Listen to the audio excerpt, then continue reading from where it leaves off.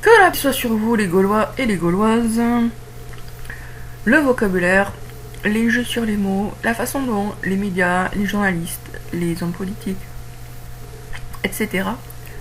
choisissent leurs mots est extrêmement important à analyser si on ne veut pas tomber dans leur piège.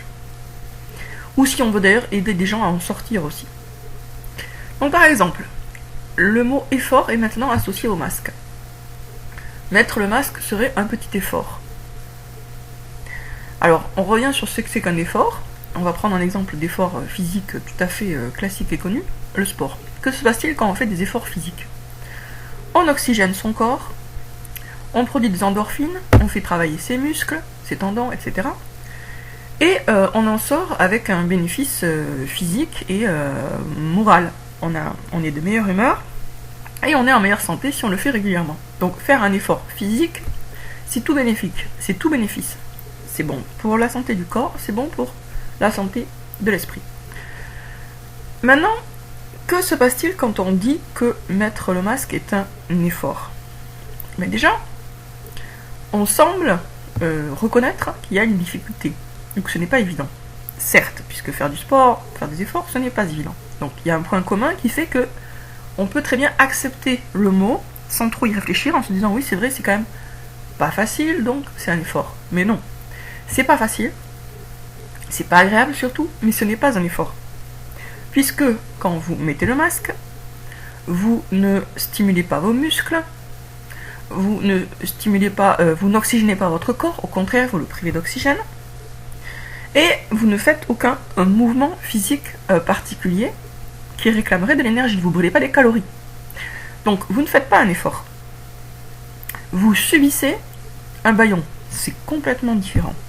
Mais là, depuis quelque temps, je vois que de plus en plus de gens, dans les médias, et puis ceux qui, comme des perroquets, répètent ce que disent les médias, on associe donc l'idée de porter le masque à faire un petit effort, ou faire un petit effort.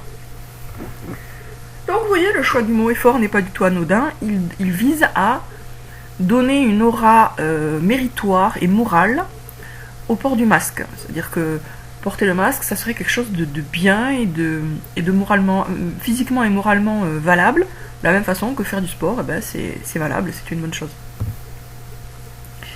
On peut aussi considérer que par exemple quand on donne de l'argent à une association caritative, on fait un effort, parce que c'est pas évident de donner de l'argent pour une bonne œuvre, et donc on fait un effort méritoire. Donc le terme effort, il nous renvoie soit du côté corps, et donc là c'est bon pour le corps, soit du côté moral, et là c'est bon pour l'âme, on va dire.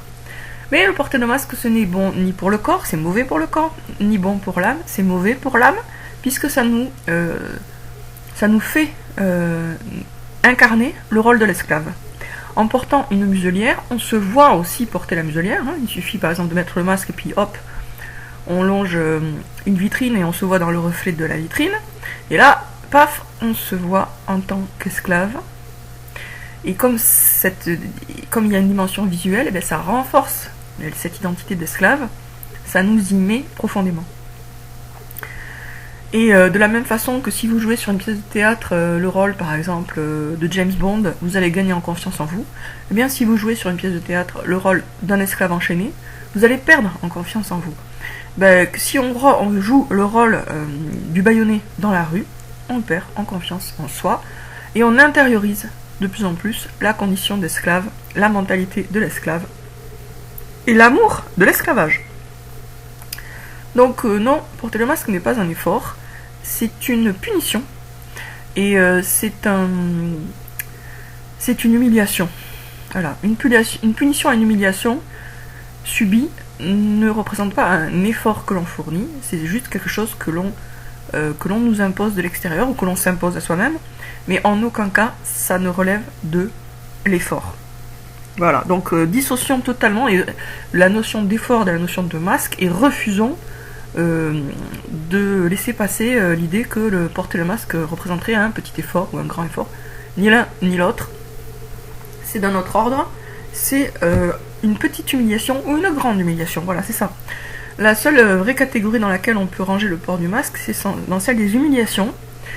Et aussi, bien sûr, des mesures visant à asphyxier la personne. Je sais pas si vous vous rappelez, mais à Guantanamo, les prisonniers politiques avaient souvent un sac sur la tête.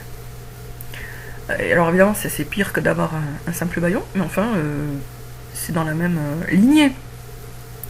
Et je vous rappelle aussi tout ce que, à une époque, on pouvait lire contre le niqab, et qui était justifié, sur le fait que le niqab était déshumanisant, etc., qui coupe du monde extérieur. Ben, c'est tout aussi vrai du masque. C'est pas parce qu'aujourd'hui on est censé le porter et qu'il y a une dictature qui nous dit que c'est bien de le porter que sa signification est foncièrement différente du niqab. C'est du même ordre, c'est du pareil au même. Le masque, c'est ce qui cache le visage. Le visage, c'est l'identité que Dieu nous a donnée. Quand on met un masque devant, on se déshumanise soi-même, soit pour faire un mauvais coup, le cas des cambrioleurs, etc., soit parce que on subit, volontairement ou involontairement, une pression sociale visant à nous faire porter le masque. C'est la femme au niqab qui est persuadée que elle est censée porter le niqab pour plaire à Dieu, et peut-être aussi pour plaire à un groupe de salafis, certainement même. Et ou alors, eh ben, le pauvre, j'allais dire entubé, le pauvre mouton qui est persuadé que par le masque, il protège les autres, il se protège lui-même, alors que normalement, il devrait savoir, s'il avait un minimum de logique ou s'il n'avait pas complètement perdu, que quand on n'est pas malade, eh bien, on n'a pas besoin de protéger les autres de sa respiration. Et lui, il sait qu'il n'est pas malade, mais là, il va dire « Ah oui, mais on peut être asymptomatique. » Eh bien, si vous êtes asymptomatique, vous n'avez pas non plus besoin de protéger les autres d'une maladie qui sera aussi, tout aussi asymptomatique chez les autres. S'il n'y a pas de symptômes chez vous et que vous contaminez quelqu'un d'autre, eh bien, il n'y aura pas de symptômes chez lui non plus, puisque de toute façon, le virus n'existe pas. Ce qui existe, par contre, c'est bien le masque, se nie à microbes, à bactéries, à champignons et à toutes les cochonneries du monde. Voilà. Bon, ben sur ce, ça sera tout pour aujourd'hui, chers Gaulois et chères Gauloises. Courage, positivons, c'est-à-dire, je ne vais pas dire que la situation mondiale est réjouissante, elle ne l'est pas, clairement. Mais enfin, il y a des bonnes nouvelles aussi, puisque la fin du monde, c'est aussi l'arrivée de Jésus, entre autres. À bientôt les amis.